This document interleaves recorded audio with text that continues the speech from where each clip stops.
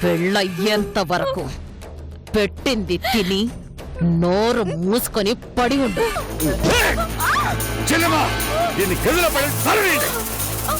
రావే రావే. తల్లిగా నా క్షేమం గురించి నువ్వు ఆలోచించడం తప్పు కాదు. ఆర్డర్స్ వేసి తీసుకెళ్లాలని మాత్రం చూడొద్దు. ఒసే పిచ్చిదానా, ఎందుకు చెప్తున్నానో అర్థం చేసుకో. అమ్మా, నన్ను ఇక్కడి నుంచి బలవంతంగా తీసుకెళ్లాలని చూస్తే నా శవాన్ని తీసుకెళ్లగలవు. ఉషా, అవును.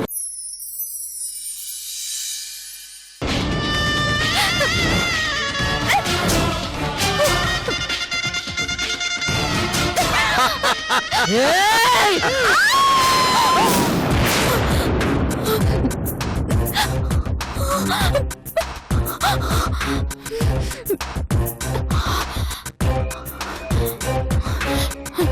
వీళ్ళ చేతుల్లో చావడం కన్నా ఎలాగైనా తప్పించుకోవడం మంచిది.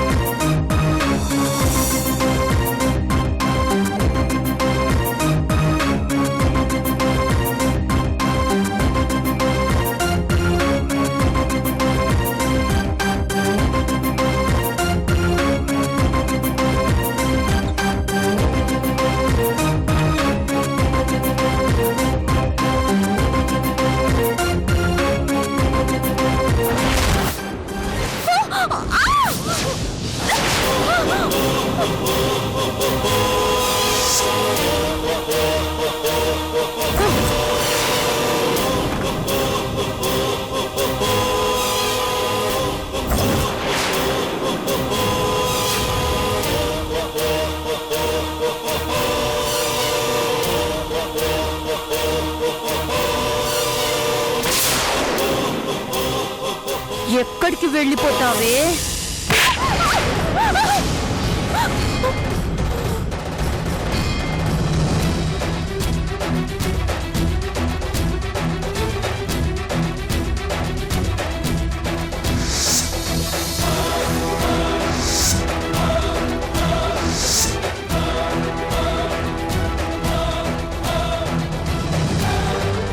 అంటే మనం అనుకున్నది నిజమే. ఇది తప్పించుకోవడానికి అవకాశం కోసం చూస్తోంది. హోసి పిచ్చిదానా, నీ రూమ్కి తాళం వేయకుండా ఎందుకు వదిలేశాము? నీకు ఆ మాత్రం అర్థం కాలేదా? ఇదిగో ఈ టెస్ట్ కోసమే. అరే, నువ్వు ఇంత సింపుల్ గా పారిపోతే మేమంత కష్టపడినందుకు ఫలితం ఏముంటుంది చెప్పు?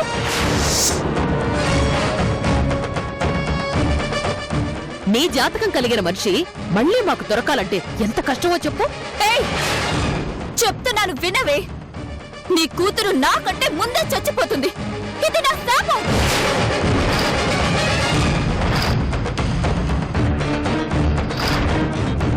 దీనికి కాబోయే వెధవ సీఎం కాదు కదా, చివరికి రోడ్డు మీద అడుక్కు తినడానికి కూడా పనికి రాకుండా పోతాడు.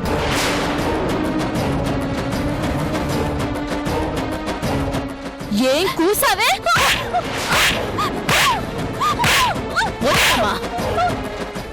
ఎలాంటి మాటలు మాట్లాడుతుందో చూసావా?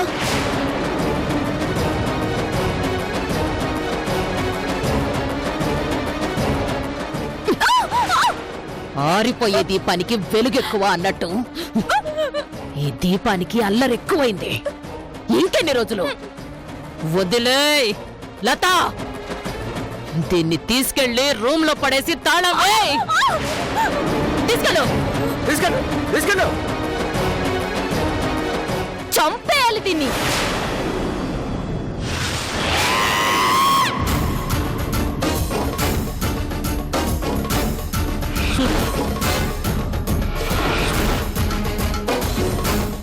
మనం చంపకూడదు తల్లి దీన్ని. దీని జాతకమే దీన్ని చంపెయ్యాలి.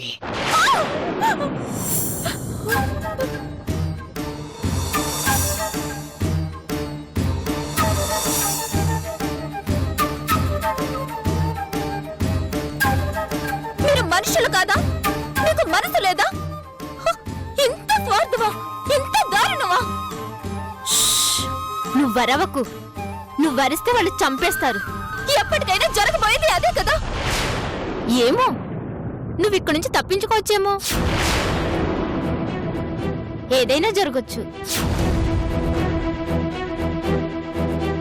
నేను పని మనిషినే గాని వాళ్ళ మనిషిని కాను.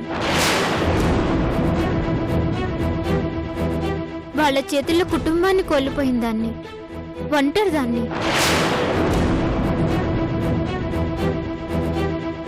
వాళ్ళ గురించి చెప్పుకోవడానికి పెద్ద చరిత్రే ఉంది. ఎంతమంది జీవితాల్ని నాశనం చేసేశారో, ఎన్ని కుటుంబాలనే సర్వనాశనం చేసేశారో ఈ కళ్ళతో చూశాను నేను. ఒక్కసారి ఇక్కడ అడుగు పెట్టిన వాళ్ళు సమాధి అయిపోవటమే తప్ప బతికి బయటికెళ్లిన వాళ్ళు లేరు.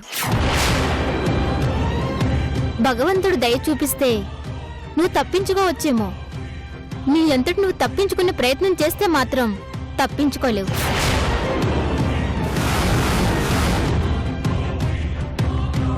అందుకే తొందరపడొద్దు. కొంత టైం తీసుకో. నిన్ను నేను బయటకు పంపిస్తాను.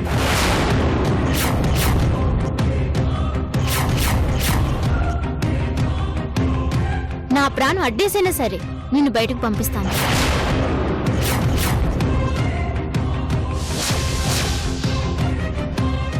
దేనికైనా సమయం రావాలి కదా. నా మాట నమ్ము. ఒక అక్కలా నేను నిన్ను కాపాడుకుంటాను. భయపడకు.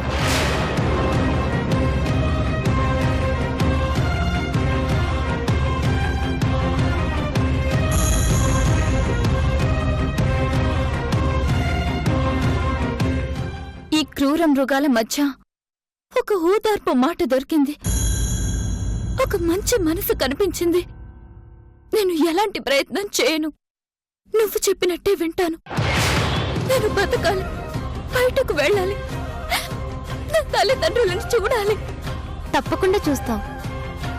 ఆ క్షణం వరకు సహనంతో ఉండు, సరేనా?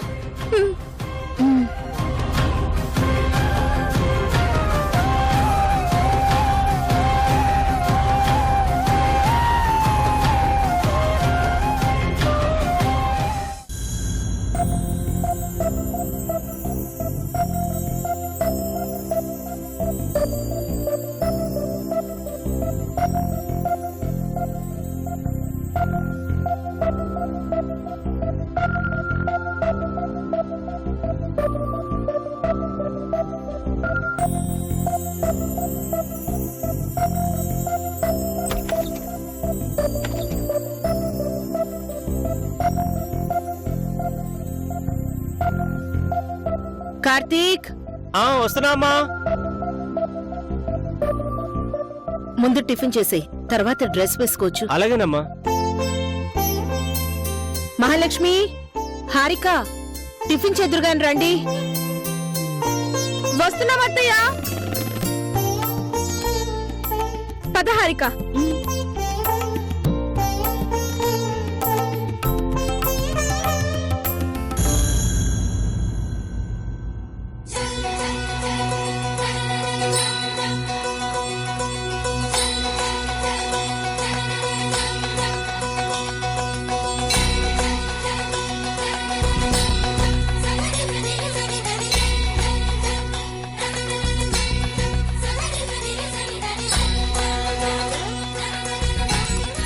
బావా,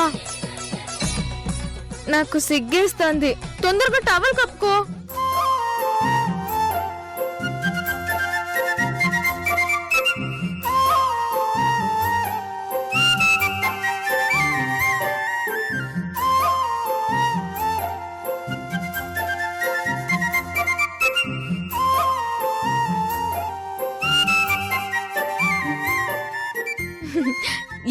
వస్తున్నావు బావా? ఫ్రెండ్ కలవడానికి. ఈ రోజు నువ్వు ఏ డ్రెస్ వేసుకుని బయటికి వెళ్ళాలో నేను డిసైడ్ చేస్తాను, ఓకేనా? ఓకే. తర్వాత చేయొచ్చులే, ముందు టిఫిన్ చేద్దాం రా. ముందు బావ డ్రెస్సే నాకు ఇంపార్టెంట్.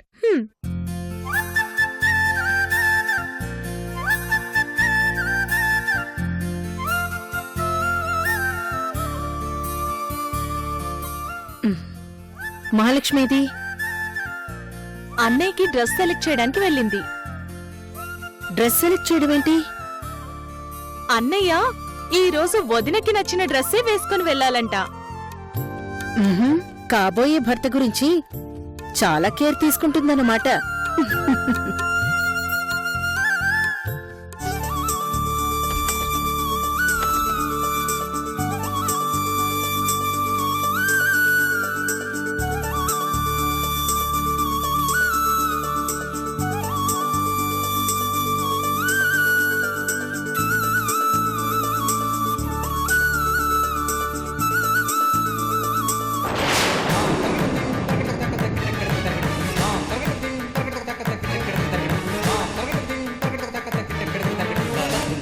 అమ్మా ఆకలేస్తుందమ్మా, టిఫిన్ చేద్దామమ్మా. మహాలక్ష్మి వస్తుంది ఉండు. మహాలక్ష్మి రామ్మా, టిఫిన్ చల్లగా అయిపోతుంది. అయిపోయింది అత్తయ్య, వస్తున్నాను. అన్నయ్య నీ కోసం వెయిటింగ్ వదినా. కమింగ్.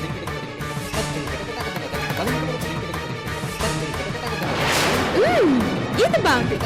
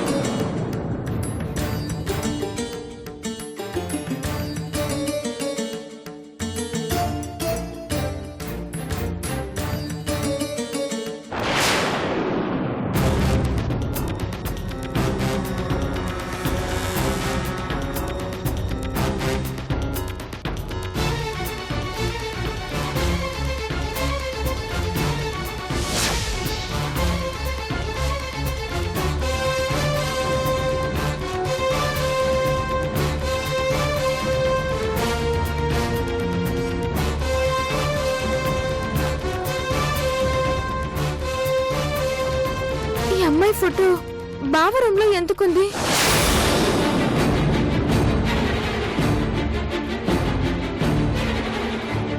మహాలక్ష్మి రామ్మా, టిఫిన్ చల్లారిపోతుంది.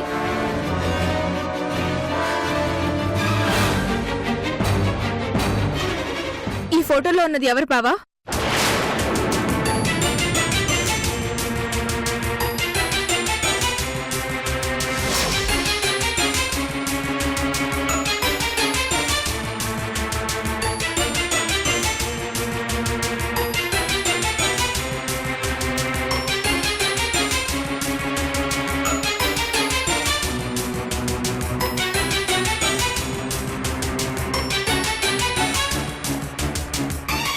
చెప్పు బావా, ఈ అమ్మాయి ఫోటో నీ రూమ్ లో ఎందుకుంది?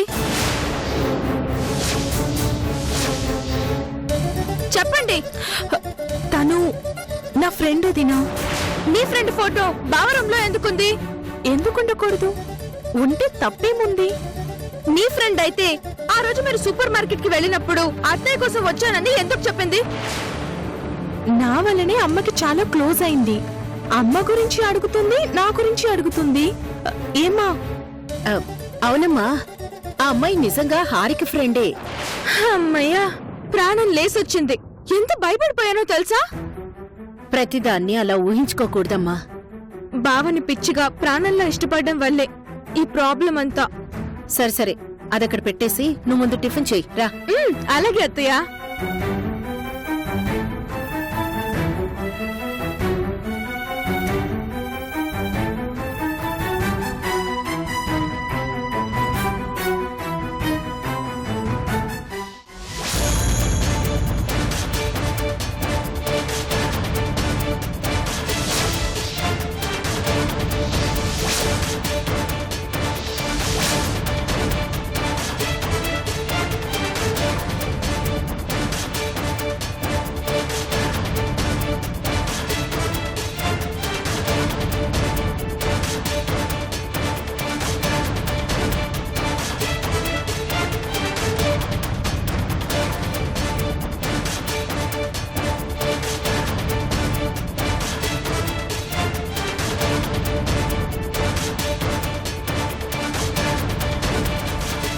అన్నీ కాల్చేశాను. ఇదొక్కటి మాత్రం మర్చిపోయానమ్మా. ప్రతి క్షణం గుర్తుపెట్టుకో కార్తీక్, మహాలక్ష్మికి నిజం తెలిసిందంటే చచ్చిపోతుంది.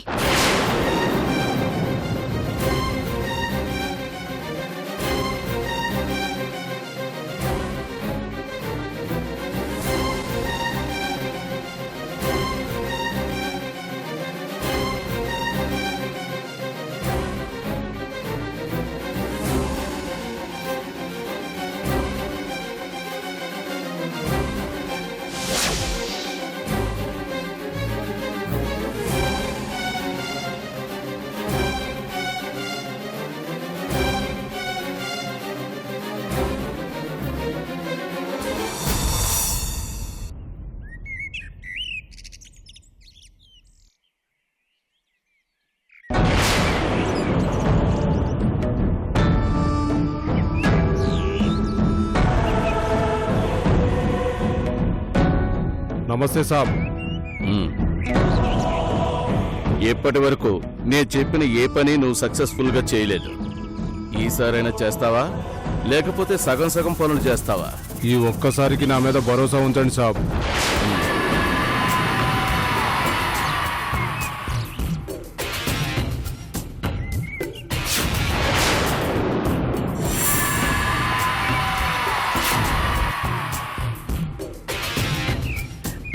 ఎస్ఆర్ నగర్ లో రుక్మిణి లేడీస్ హాస్టల్లో ఉంటుంది.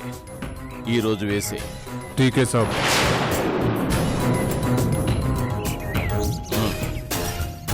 చంపాక ఫోన్ చేస్తాను సాబ్. జాగ్రత్త. ఠీకే సాబ్.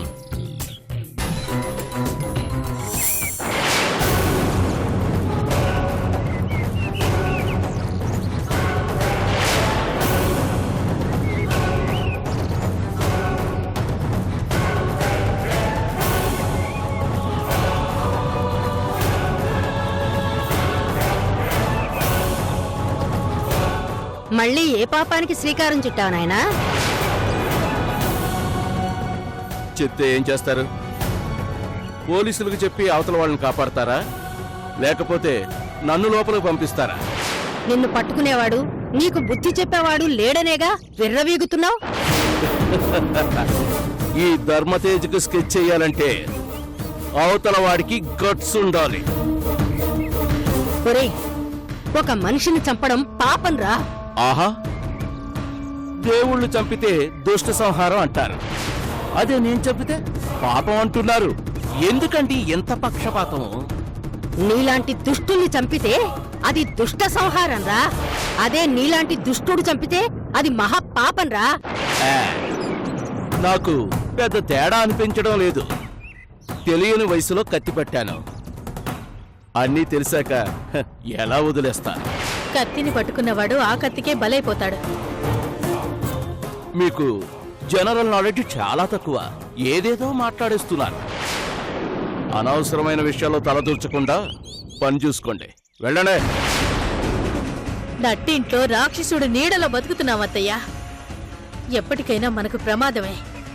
అమ్మని చంపితే ఆస్తి కలిసొస్తుంది, భార్యను చంపితే బిల్డింగులు సొంతం అవుతాయని ఎవరన్నా చెప్తే మనల్ని కూడా చంపడానికి వెనకాడ్డత్తయ్యా. చాలా కరెక్ట్ గా చెప్పావు ధర్మపత్ని.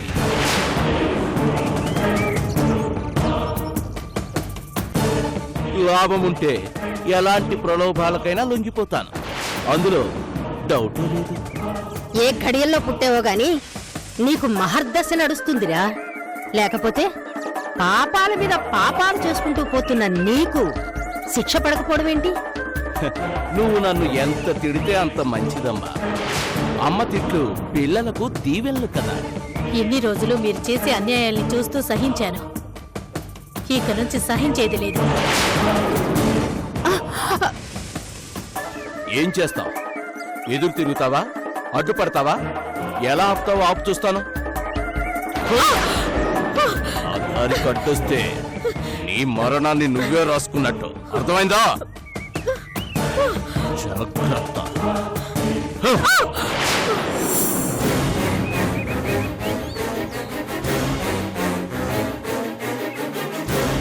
ఇంత గొప్ప కొడుకుని కన్నందుకు నాకు చాలా సంతోషంగా ఉందమ్మా. కొడుకు ఎంత ప్రయోజకుడయ్యాడో చూసి అదృష్టం నా భర్తకు లేకుండా పోయింది. ఇతని నేరాలు దారుణాలు నేను భరించలేకపోతున్నానత్తయ్య. చూడ్డం తప్ప మనం ఏం చేయగలమమ్మా? అడ్డుపడాల్సిన సమయం వచ్చిందత్తయ్య. అడ్డుపడితే అమ్మనైనా అడ్డంగా నరికేస్తానంటున్నాడమ్మా వాడు. నీ మరణాన్ని నువ్వే ఎందుకు రాసుకుంటావు? 10 మందిని కాపాడడం కోసం ప్రాణం వదిలేసినా కూడా పర్వాలేదత్తయ్య. ఏదో ఒక రోజున ఇతని నేరాలకు నేనే సాక్షినవుతానత్తయ్య. ఉరికంబానికి ఎక్కిస్తాను. జైలు గోడలనైనా బద్దలు కొట్టుకుని బయటికి రాగల సమర్థులమ్మా నా కొడుకు, నీ కొడుకును. వీళ్ళకి ఆ దేవుడే శిక్ష వేయాలి కాని మనమేమీ చెయ్యలేం. చెయ్యగలనత్తయ్య. ఆ సమయం వస్తే తప్పకుండా చేస్తాను.